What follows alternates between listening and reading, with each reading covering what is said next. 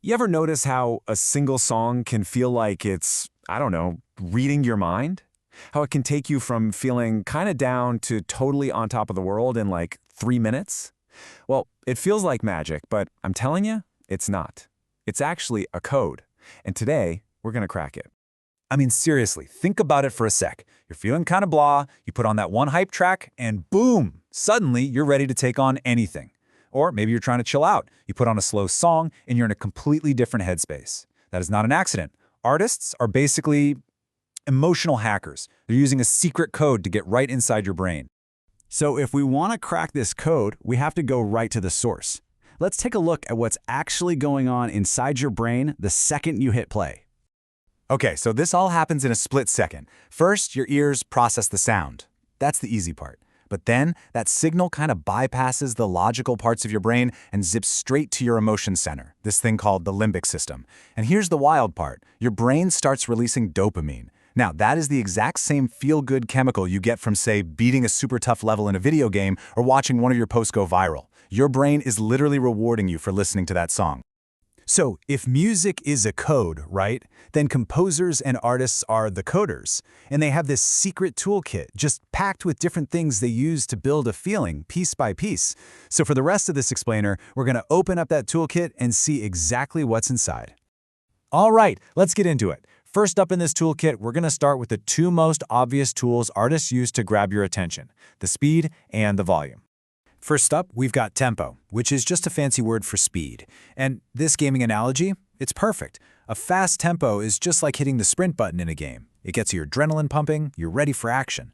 A slow tempo? That's you going into stealth mode.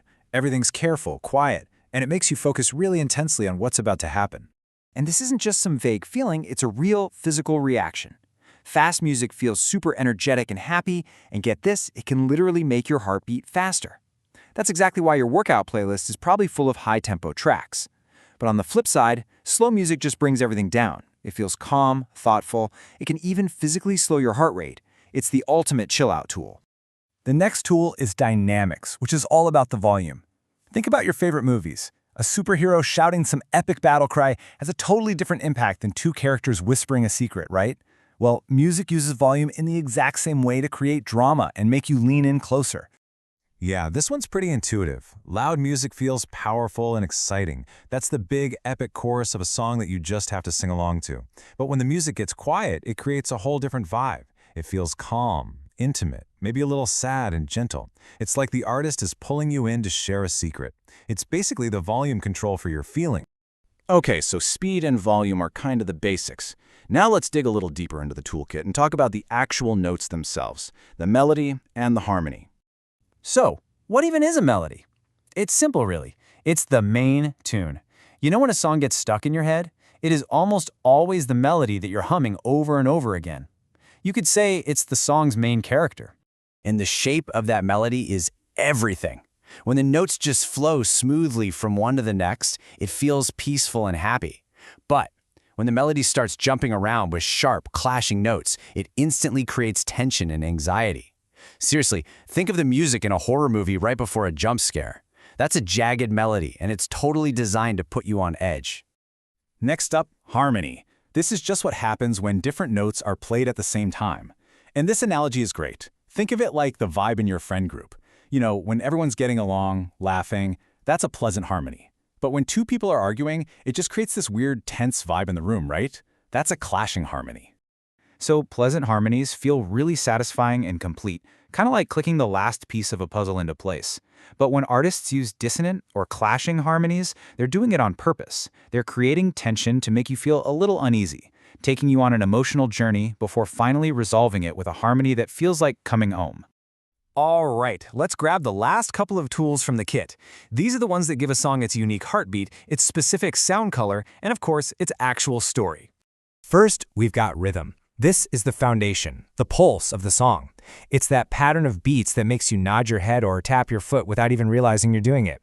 It's basically the music's heartbeat. A regular, predictable rhythm feels super stable and grounding. It's comforting. But when an artist throws in an irregular rhythm that keeps changing and surprising you, it creates this jolt of excitement and energy. It's designed to keep you on your toes, always wondering what's going to happen next. Okay, this next one is really cool. Timbre. And yeah, it's pronounced timbre. It basically answers a simple question. Why does the exact same note sound totally different on a piano than it does on an electric guitar? It's the unique tone color of a sound, and it's the reason you can recognize your favorite singer's voice in just a single note. This is literally like an artist choosing which color to paint with. A bright, sharp timbre, like you'd get from a trumpet, feels sunny and celebratory. But a dark, rich timbre, like a cello, that can instantly make you feel something more serious or even sad. Artists choose their instruments, their tone colors, very, very carefully to paint the exact emotion they want you to feel.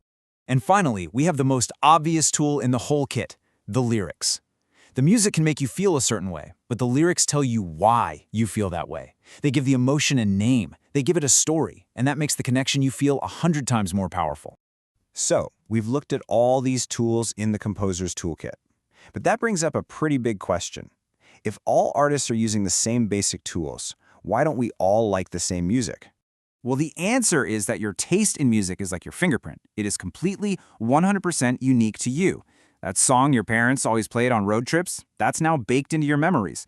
The genre you love probably fits your personality perfectly. And of course, your mood right now totally changes what you want to listen to. All of this stuff, plus your culture and your own life experiences, it all mixes together to make your connection to a song totally your own. So if you remember just one thing from all this, let it be this. Music is a universal language. It doesn't need translation because it speaks directly to our emotions. And it does this using a very specific set of tools that artists master, all to build a connection and share a real feeling directly with you. So here's my challenge for you. The next time you put on your favorite song, listen just a little differently. Don't just hear the song, try to hear the tools. Is the tempo fast or slow? Are the dynamics loud or soft? What's the melody actually doing? I promise once you start noticing the code, you will never listen to music the same way again. Thanks for tuning in.